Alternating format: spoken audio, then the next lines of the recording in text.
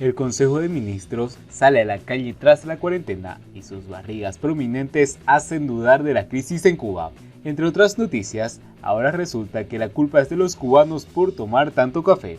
¿Cómo están, amigos? Bienvenidos a Noticias Importantes. Comenzamos. La prensa oficialista del régimen celebra que este fin de semana haya comenzado el tercer ciclo de visitas de gobierno a las provincias del país, pero no detecta lo incoherente que resulta hablar de crisis y pedir más sacrificio con las barrigas prominentes. Con bombo y platillo, la prensa oficialista del régimen celebró este fin de semana que haya comenzado el tercer ciclo de visitas del gobierno a las provincias del país, pausadas por la propagación de la pandemia del COVID-19 y la instauración de medidas restrictivas derivadas de la misma. Al presidente designado y títere castrista Miguel Díaz-Canel se lo vio contento en fotos y videos. Es una persona que necesita estar en contacto con la gente, desde el más humilde al científico más iluminado, desde una finquita intrincada en las montañas a una aula universitaria, dijo en Juventud Rebelde, fiel a la tradición del sistema cubano, aferrado al autorreferirse como revolucionario, de rendir culto a la personalidad de los líderes, aunque sus dichos y actitudes pongan en entredicho su intelecto y su capacidad para dirigir el país.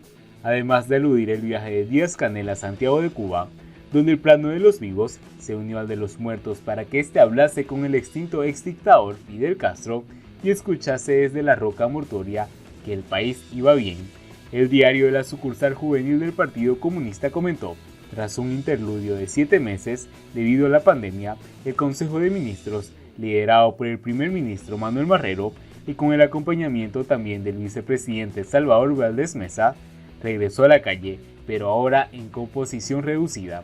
No queda otra si se requiere respetar la nueva normalidad, dijo el Juventud Rebelde en un panegírico sobre el estilo de la dirección de los dirigentes cubanos y sus recorridos supuestamente en contacto directo con el pueblo para escuchar sus necesidades. Escuchar y poco más, porque al final, luego de 2 ciclos de visitas de gobierno, nada se ha resuelto o se ha mejorado en Cuba para el cubano a pie. Difícilmente lo haga tras la nueva ronda de visitas, con esoterismos y todo incluido.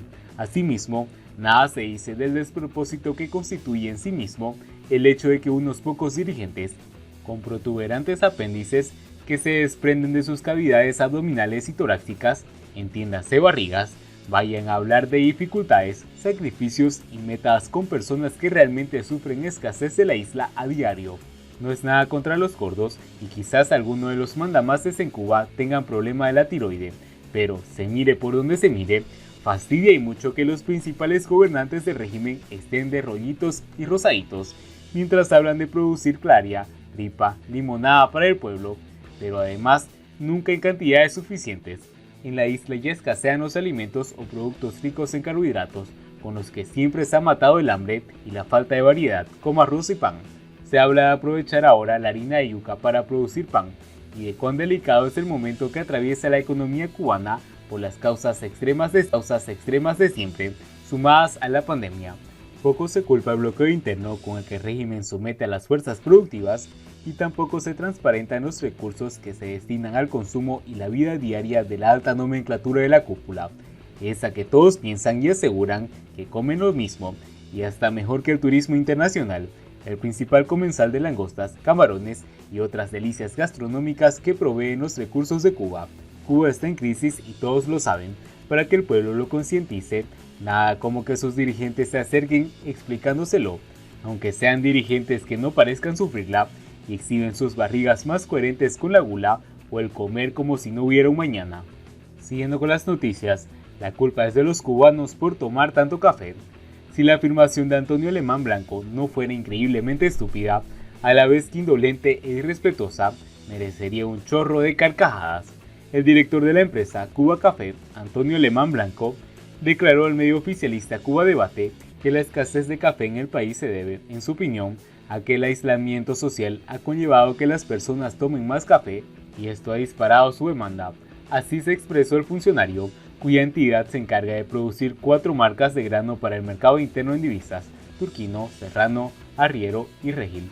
Igualmente afirmó que hasta el cierre de septiembre la empresa había cumplido su plan, aunque no ha sido suficiente para satisfacer la demanda. Como el resto de los ministros y directivos cubanos, Alemán Blanco Le achaca a la pandemia un problema que existe desde hace años, agudizado a partir de la situación coyuntural anunciada por Díaz-Canel en septiembre de 2019 y definitivamente agravado por la crisis sanitaria. Los cubanos nos recuerdan la última vez que pudieron comprar café en las tiendas recaudadoras en divisas, TRD, sin hacer una cola de varias horas, solo llegar, tomar el producto y pagar. El café, como las almohadillas sanitarias, el agua de colonia, la carne de res, pasta dental, detergente y un largo etcétera, fueron haciéndose cada vez más intermitentes en los comercios hasta casi desaparecer. El precio de un paquete de café ha aumentado en proporción a su alta demanda, convirtiéndose en uno de los bienes con mayor inflación en el mercado informal. Durante el apogeo de los coleros y revendedores, el paquete de 1 kilogramo, que usualmente se comercializaba a 14,45 CUC, alcanzó la cifra de 20 y hasta 25 CUC, mientras el de 230 a 250 gramos, según la marca, oscilaba entre los 7 y 10 CUC, 2 o 3 veces su costo en la red estatal de tiendas. El abastecimiento no solo sigue insuficiente, el artículo publicado en Cuba Debate se mantiene lejos de las interrogantes que podrían ofrecer un panorama más preciso sobre la producción cafetera actual y su proyección a corto y mediano plazo, que para nada es alentadora. Prácticamente se burló de los lectores entrevistados al afirmar que no han tenido la oportunidad de reaprovisionar el mercado para suplir una demanda en las condiciones normales si podíamos.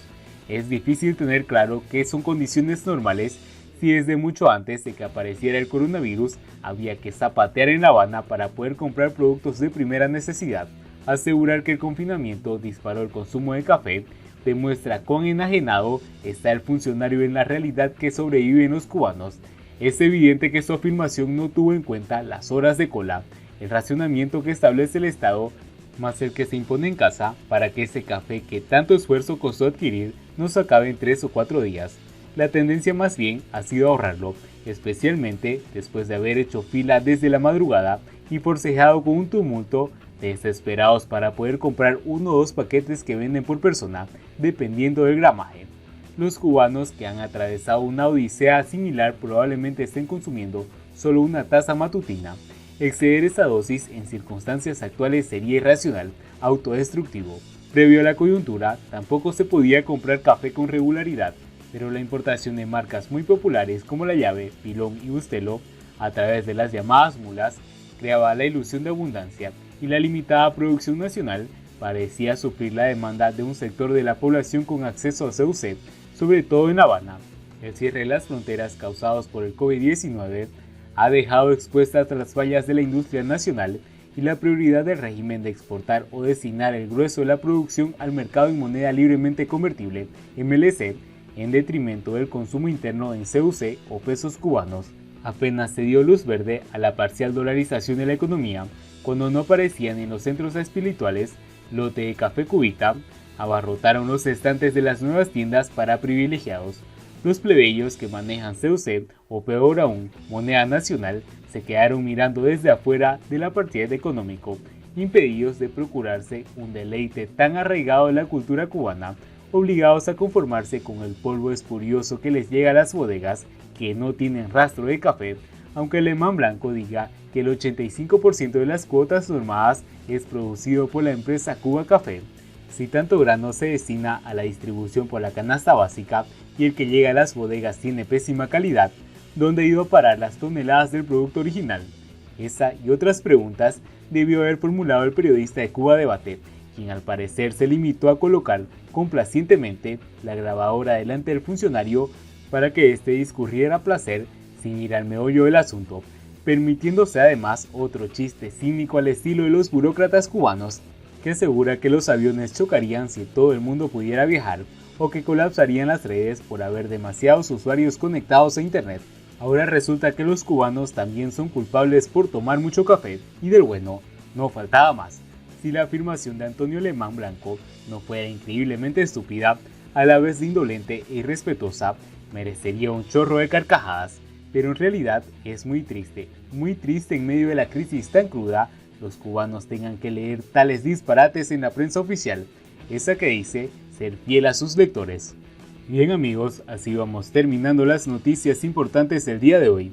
Espero que las noticias hayan sido de su agrado. Nos ayudarían mucho compartiendo las noticias y así poder informar a muchas más personas. Muchas gracias por seguirnos, no olviden suscribirse y nos vemos en el siguiente informe.